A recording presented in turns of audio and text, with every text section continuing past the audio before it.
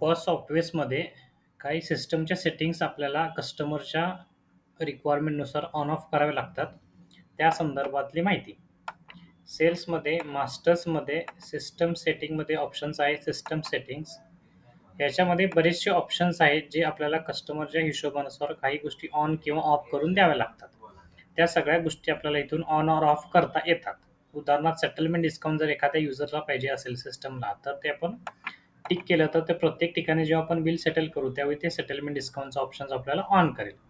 तशाच प्रकारे बऱ्याचशा ऑप्शन्स आपण याच्यामध्ये आहेत जसे की पर डे बिलिंग एखाद्या युजर्सला पाहिजे असेल तर ते आपण per day billing option tick केला तर ते दर दिवशी प्रत्येक बिल तयार होईल.